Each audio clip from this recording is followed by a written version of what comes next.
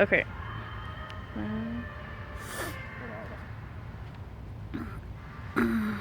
Where are you at, Vincent? Show yourself too. Yeah. And Sam. All right. Okay. So, the Savior. That's not the usual name you think of when you think of a country, and that's what El Salvador translates into when you translate it from Spanish to English. Now, so today I'm going to be telling you about El Salvador. Both of my parents are from El Salvador, as well as the rest of my family. So you can imagine I've been there numerous times. So to start things off, I'm going to tell you some factual information about El Salvador. Second, I'm going to tell you about the process you would go through when visiting El Salvador. And last, I'm just going to tell you about the people and society of El Salvador. So, to start things off, El Salvador is a really, really small country. It's tiny. It's part of Central America, and it's probably the smallest country in Central America. It shares a border with Honduras and Guatemala, and the rest of the country borders the Pacific Ocean. To be exact, it is 8,124 square miles. And that seems like a lot considering the number, but in reality, it's just a tad bit smaller than Massachusetts. Now when it comes to the land, according to the topography section of El Salvador in the Wordmark Encyclopedia of Nations, most of the land is covered in mountains and fertile plains. So something else about El Salvador, the population. Despite its really small size, it has a huge population, about 6.4 million people. And those people, they're great people, really. 6.4 million great people. And politics and the economy. So the politics are like the usual politics you think of. They have the people that like the politics and other people that don't. Right now, the current president they have is Salvador Seren, and his political party is FMLN. And basically, that's a socialist democracy. That's what the government has turned into since he got elected. And the economy, it's horrible. Actually, according to the Encyclopedia of Global Warming and Climate, they actually are the poorest country in Central America. Yeah. So, when visiting El Salvador, that's actually probably, if someone were to ask me a country I would recommend to visit, I'd probably say El Salvador, honestly.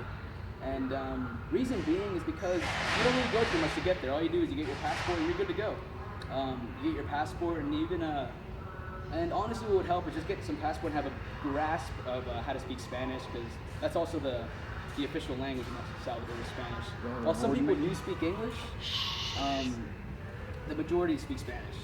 And so really the only hassle I guess you would go through is just going through security. You just have to check you out and everything. But that's really what it take 1 or 2 hours and you're good to go. And on the way back too, because considering how security is nowadays, they'd probably check your blood if they could. Something else that I love about El Salvador is the climate. I love the climate. It has beautiful climate, sunny, blue skies every single day. And at night, sometimes it rains, but it's gorgeous. And the food, it's great. I love the food, honestly. There's very few things I would say that I have tried that I didn't like. Very few. Now, on the people of El Salvador, because people of El Salvador really make it what it truly is.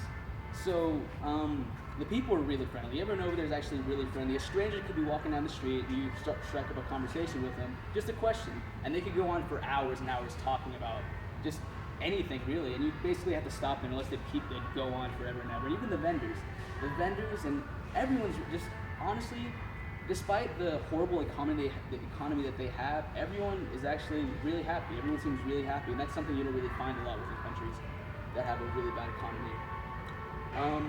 Something else about El Salvador. Let me think. Oh, the ethnic groups. So according to the ethnic group section of El Salvador in the Wordmark Encyclopedia of Nations, about 90% of the population is mestizo. Mestizo is a mixture of American Indian and European, while the remaining 10% are just European. And even though you have a vast difference of percentage from one ethnic group to the next, it still doesn't change the fact that they all get along just well. From my personal experience, I've actually never seen any discrimination based on color. But yeah, so as you've heard today, there's a lot to learn about El Salvador. There's so much going on over there. But yeah, so first I told you some actual information about it. Second, I told you about the process you would go through when going there. And third, I just told you about the society in general. But yeah, so as you heard from me, it's a great place to visit, and hopefully you visit it one day.